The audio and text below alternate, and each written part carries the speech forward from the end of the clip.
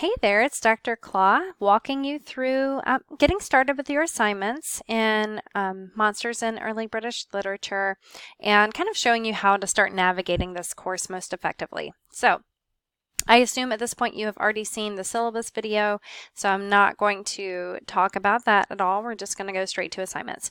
So, the first thing that you'll need is the readings. The readings are also available on the syllabus in a text, a table form, so you can always access them there. But this is probably the more efficient way to access them. And what we have here is links to things that are open educational resource or OER sources for you, and all of training camp, which is the first thing that we'll be doing in this class. It's the first 3 weeks of what we're doing is training camp. All of those are OER, so that gives you time to get your textbook and still be completing your work for this class. And actually, it also gives you time to decide if you want to stay in this class without committing to buying the textbook. So, I understand your time is valuable and you've all got different requirements you need to meet. So training camp is the thing that's going to give you the tools, the weapons that you need to fight these monsters in the forest of monsters, to be able to understand them and thus defeat them. Because I'm assuming most of you are not English majors and are not necessarily experts in analyzing literature. So training camp is set up to help you build your arsenal of tools for analyzing literature and help you get started in the course so that once you've completed training camp, you feel confident enough to be able to choose your path forward, because this class will have a lot of flexibility in it once you exit training camp. Also note that you can't actually access the remainder of the course until you complete training camp. So the sources in training camp, one is a text on digital text and reading strategies. This is something to help you work through some of the unique challenges that come with reading a lot of your material online or on a screen. You'll also be looking at the excerpts, small excerpts from the travels of Sir John Mandeville. So this is specifically chapter 4 and chapters 22. That's what you'll be reading there. And let me give you an example of what, because some of your OER stuff is from Project Gutenberg, which is not necessarily the most intuitive interface, but it is entirely free. It's pretty amazing what you can find here for free. So anyway, what I usually just do is go to read it online in HTML format, though you can certainly use one of the other formats. So if you click on that, you'll see a lot of introductory material, and you can read the biographical note if you want. It's pretty interesting. But the quickest way to get to what you are trying to read is look for the chapter number. So we're reading chapters 4 and let's see, 22. So these are the two. You'll see there is actually a link over here to a page number, and that will take you right to it.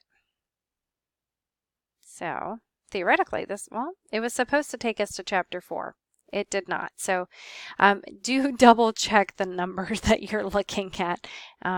So here you can just scroll back, chapter 4. There we go. So you're looking for the tale of Ipocras' daughter, and then chapter 22 as well. So anyway, that's what the Project Gutenberg text usually look like.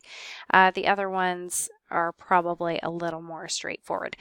Your fourth text in training camp is actually an image, but we're calling it a text because you can read an image just like you can read a text. This is a mappa mundi, or a map of the world. This was a medieval style of map making, and they actually tell us a lot about the people who made them. And so to access what I'm asking you to look at for training camp, you'll click on the Explore Now button, and it will pull up this cool interactive map that you can look at and read about. So you'll click on Start Exploring. After that, we'll have some of our battle texts. So these are the ones that are going to help you defeat those monsters, and these are more complex and more complicated. They're generally longer.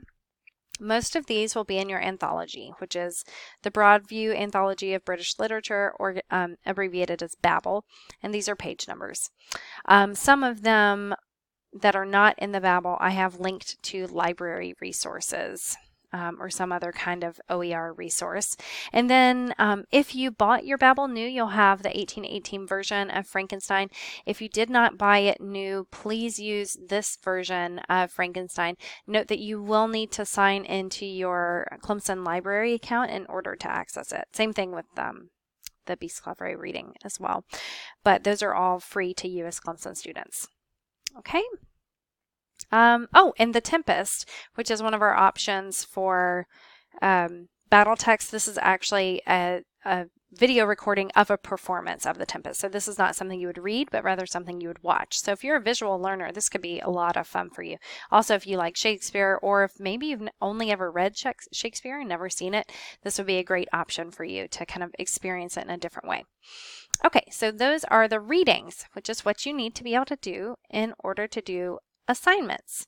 But I should note that for most of the readings, I've already written a reading guide. There are a couple of ones I've added in this semester since we have more time than the summer class that I'll need to do reading guides, but most of them are already here. And, well, they used to be in alphabetical order.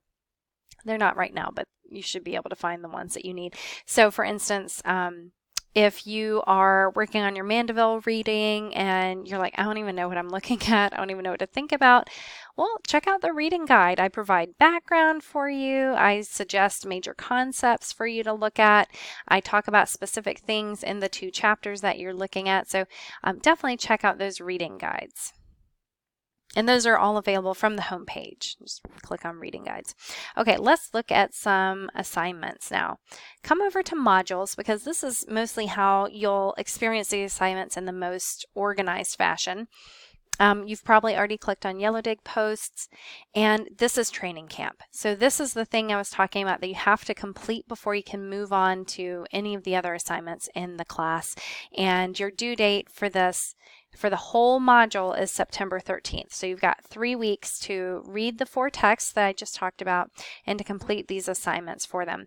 I recommend actually that you complete the semester organization assignment first, because what this does is it provides you with a really concrete strategy for mapping out your work for this class and for thinking about what grade you're aiming for in this class, and then when you're going to do the assignments that will get you the points you need in order to attain that grade. So I have an explanation of the concept that I ask you to use, which is called OATS, which stands for Objectives, Actions, Time, and Schedule. And then I have another short video about how to save your calendar, and just kind of an explanation of what I'm looking for and how you can organize yourself best for this online class. The other items in training camp are primarily critical readings and the claim evaluations. And I actually have detailed videos for each of those, so I'm not going to go into great detail about them, but I will click through onto one of them and show you. So here's a video explanation of how the critical reading assignment works. These are the questions that you'll use as you answer the questions about the text, and so these are just the instructions. So as with any assignment in this class, you'll click on the assignment name, and for you, you'll have a submit button somewhere up here, and you'll submit your assignments as a Word document or a PDF or something like that. Okay, once you have completed training camp, you will get a training camp badge, and you should be able to go to the badges section of your Canvas, and you'll see your it should just pop up with like progress for you. It'll show you the badges that you've got. So once you complete training camp, you will get a training camp badge. And then to pass the class, you'll need 9 of these stunned badges. So you'll be able to see it much more easily on your screen than on mine.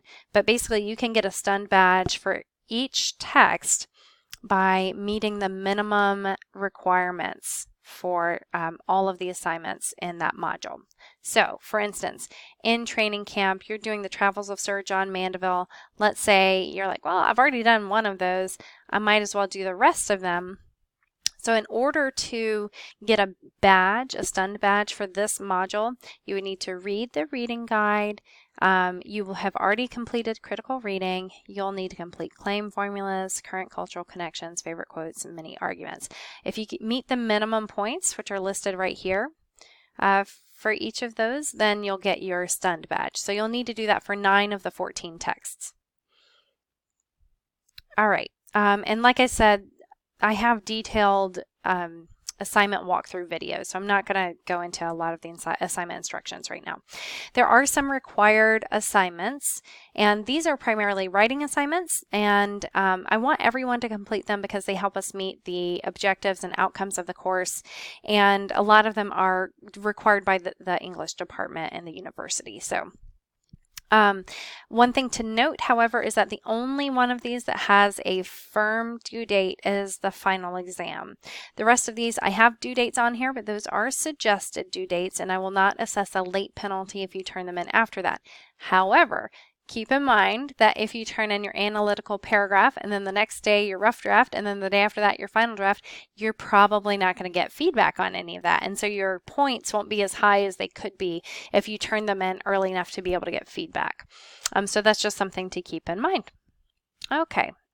So that is how the modules work and how the course is set up. And then let's pop over and talk about points real quick. Points are how you will attain the grade that you want in this class. And as I mentioned in the other video, there are about 200,000 more points. This looks like an old number. Maybe this is the current number. Then you need to complete the class. Right now it's showing like 130,000. Regardless, there's a pretty big buffer between the number of points that are available in the class and then the number of points you need for an A, much less the number of points you would need for a different grade in the class. And you can see that you only need just over half the points available in order to pass the class. So you'll see items in red that are required, and I've tried to also write required there so that you have a good sense of what you need to do for those assignments. You'll also see the minimum point thresholds for those assignments. So it is these minimum points that I have put together in order to figure out the minimum number of points that you need to pass the class. What this means is that though you don't have to complete every assignment, you do need to complete some of each type of assignment, because I do want you to get some practice in all of the different types of analysis and approaches to literature that I offer in this class. That being said, if something's not really your jam, you don't have to do all of those. Whereas if something is really exciting to you, let's say you really like doing your favorite quotes, you can do all of those. So you have some flexibility there in terms of how you get your points for the class. And yeah, that should be it. You start at 0 points and you'll gain points for pretty much everything you do, including Yellow Dig. So that is how the class works. And if you have questions for me, please post those on Yellow Dig. I will make sure to put a post on Yellow Dig soon, also soliciting further questions about the course as you get started on that. So I will see you all over in Yellow Dig.